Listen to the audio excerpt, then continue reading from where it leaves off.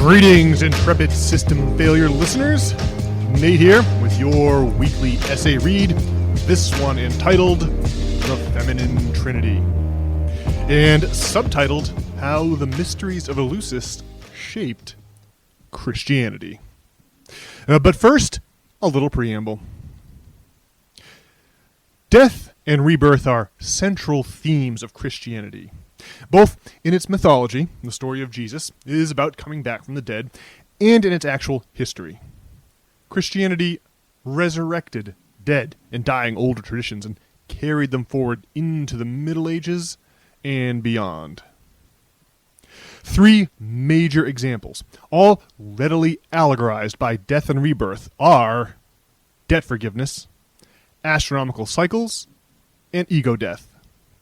These are the three main layers of Christian source material. The experience of ego death feels precisely like a personal death and rebirth. That's why existing religions in the Mediterranean basin held god-eating ceremonies with psychedelic compounds like ergot to induce ego death, preceding the bread and the wine of the Christian Eucharist by thousands of years. The experience of ego death and rebirth found a perfect allegory in ancient stories of resurrected gods. And now, without further ado, here's the Feminine Trinity. The myth of Demeter. The hymn to Demeter is a Homeric poem from classical Greece. It's a myth about three goddesses: Demeter, her virginal daughter Persephone, and the torch-bearing old woman Hecate. The story is a mythological allegory for the annual agricultural growing seasons. Demeter was the goddess of agriculture, specifically cereal grains. The Roman version of this goddess was Ceres, from whom we derive the word cereal. The growing seasons were said to be caused by a despondent Demeter, forgetting to make the plants grow, while her beautiful daughter Persephone is confined to the underworld for 6 months each fall and winter. According to the myth, the girl Persephone was kidnapped by the dark god of the underworld. Aided by the illuminating torchlight of the wise Hecate, Demeter rescued her daughter. But Persephone had grown accustomed to her new life as queen of the underworld, so she slyly slipped 6 pomegranate seeds into her mouth before leaving. This act compelled her to return there for 6 months out of every year, to the annual sorrow of her mother. Ergot.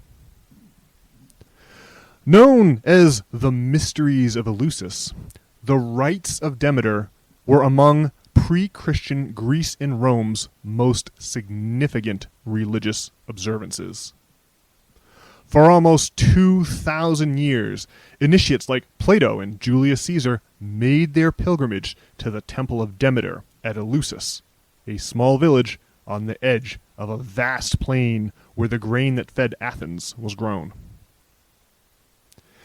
Inside the temple, initiates drank a mysterious potion called a kykeon from a ceremonial chalice. Afterwards, they described themselves as having been saved. The hymn to Demeter, the Iliad, and the Odyssey describe this potion as a thin beer-like substance made from cereal grain. Legend had it that the kykeon had the power to confer immortality, but revealing its contents was a closely guarded secret, punishable by death. In 392 AD, the Roman Emperor Theodosius outlawed the mysteries. Once they took power, the Christian emperors were determined to forge an exclusively Christian future. That meant wiping away the old pagan practices to consolidate political power under the banner of their new faith. In 395, Alaric the Visigoth razed the Temple of Demeter. The mysteries of Eleusis were forgotten in the new Christian world that rose from the ashes of the Roman Empire. and the contents of the kykeon were lost to history. But in the late 1990s, a ceremonial chalice used in the rites of Demeter tested positive for ergot. At the same site, teeth on a human jawbone also tested positive for the psychoactive fungus that infests cereal grains. These findings were published in 2002 in the Catalan language. We didn't get the news in the English-speaking world until 2020, when Brian Morarescu published his excellent book, The Immortality Key. The Sacred Feminine. Though ergot is highly psychoactive, the fungus is also highly toxic. The kykeon was a piece of biotechnology handed down over many generations of priestesses. Their carefully guarded recipe allowed them to induce psychedelic experiences without killing or maiming initiates. This trick of separating the groovy properties of ergot from its poisonous effects would not be achieved again until the 1930s, when Albert Hofmann used the fungus to synthesize LSD. At heavy doses, psychedelics cause an experience known as ego death that explains why the kykeon was said to grant immortality to the drinker. It's best described as a disillusion of the sensation of being an individual. The experience is that of a death and rebirth of the self. Initiates to the mysteries of Eleusis were astonished to find that they could exist without the familiar mental artifact of the self, if only for a short time. The experience showed them that there is much more to each of us than the costumes of identity we habitually wear. Instead of identifying as a single instance of the human genetic code, they identified as a never-ending series of such instances, as the code itself. Waves at the beach come and go, but the water they're made of remains constant. Eleusinian initiates might have suggested that the trick to surviving your own death is simply to change what you conceive of yourself to be. This flip in perspective was what those initiates meant when they described themselves as having been saved. During childbirth, women experience a forking of their individual selves into two or more beings, making femininity an obvious allegory for the illusory nature of personal identity. The sacred feminine is an ancient religious and spiritual concept, emphasizing femininity as a connection to divinity. A priesthood of women oversaw the mysteries of Eleusis, which celebrated this notion of the sacred feminine. The Feminine Trinity. Early Christianity adopted many of the existing symbols and traditions of the Mediterranean basin to make it comprehensible to new converts. After the Church rose to imperial power in Rome's twilight, it began forcefully erasing those old traditions. The new Roman Catholic Church did not tolerate spiritual competition. It wanted its flock to achieve transcendence exclusively through the Holy Communion controlled by the Church, not the old pagan kykeon. The Feminine Trinity of Eleusis is a prime example of an ancient tradition first adopted by the Church and subsequently outlawed by it. The three main characters in the mythology of Eleusis were Persephone, Demeter, and Hecate. These three archetypical figures formed a trinity that symbolized three phases in a woman's life: virginal girl, mother, and finally, crone or old woman. Fascinatingly, Christianity adopted 2/3 of this feminine trinity. The virginal girl and the mother figure both exist in the single person of Mary, who's confusingly portrayed to this day as both a virgin and a mother at the same time. The crone, however, threatened the Church's spiritual monopoly. The archetype of the wise old woman who knew the properties of every plant in the forest was recast as a terrifying consort of the devil. Salvation was to be realized only through the church, not through ergot or any other means outside the church's control. Throughout the Middle Ages, the church bolstered its spiritual monopoly with violence against so-called witches. By the end of the Middle Ages, it shamelessly monetized that monopoly through the infamous sale of indulgences. Despite the church's best efforts, the feminine trinity of Eleusis lives on in the collective subconscious. In defiance of Vatican authority, the three graces became a significant theme in the artwork of the Italian Renaissance, like Botticelli's masterpiece Primavera.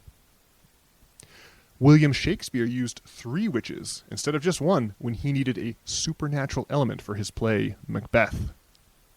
Finally, in 1795, when William Blake set out to paint Hecate in his Night of Enitharmon's Joy, he portrayed her as Triune. His bizarre rendition of the single goddess with 3 bodies can be seen in the title card of this essay. Class war. Death and rebirth are central themes in both the mysteries of Eleusis and in Christianity. Before Christianity, the annual growing seasons and the solar phenomenon that drive them were frequent objects of worship. The myth of Demeter, the grain goddess who drives the yearly change of the seasons, is a case in point. The sun is the most apparent allegory for resurrection in the natural world. Early agricultural societies were so obviously dependent on the sun's rebirth each morning and each winter that resurrection and salvation became linked in the ancient mind. Christianity inherited that linkage. Ego death and rebirth at Eleusis provides another layer to the age-old allegory of resurrection. The chemically induced experience of ego death and rebirth transformed initiates who made the pilgrimage there. This allegorical layer was also received into Christianity as the bread of the Holy Communion. A third layer of death and rebirth symbolism entered Christianity via the Jewish tradition and Mesopotamia before that: debt forgiveness. In the early days of the agricultural revolution, people were often pledged as loan collateral. Debt default meant slavery for those so pledged. The Bronze Age kings of Mesopotamia periodically forgave debts and released bond servants to return to their homes. Debt forgiveness would undoubtedly have seemed like a rebirth to someone after years of debt slavery. Eleusis figures into the debt crisis that rocked Bronze Age Greece and Rome, not through its symbology, but through its politics. In the aftermath of the clean slate debt forgiveness implemented by Solon of Athens, notes historian Michael Hudson in And Forgive Them Their Debts, Solon's successors, the Pisistratids, sponsored social reforms as secular leaders, building up the Dionysus festival and Homeric recitations as counterweights to the Eleusinian religion controlled by the old aristocratic families. If the Eleusinian mysteries were the controlled religion of the establishment, then the Dionysus festival, mentioned by Dr. Hudson, is its mirror image, an ecstatic celebration that flouted authority. Just as it borrowed symbols and traditions from Eleusis, Christianity also adopted many of the elements of Dionysus worship. In the Christian Eucharist, the cereal grain of Demeter met the wine of Dionysus, whose cult will be the topic of next week's essay. Well, alrighty, folks, that's it for this week's audio essay. If you enjoyed this, or if you'd like to see the title card for this essay, which has a picture, which reproduces William Blake's the Night of Enitharmon's Joy, you can see all of that, and you can also view the extensive further materials for this essay, all at systemfailure.org. If you'd like to receive these essays in your email inbox every single Monday, you can sign up to do that as well over at systemfailure.org. And if you'd like to get in touch with either Brian or me, why, you can also accomplish that over at systemfailure.org. Alrighty, folks, we hope to see you online. I'll be back on Monday with another regularly scheduled edition of the System Failure Podcast with Brian. We'll see you then. Take care.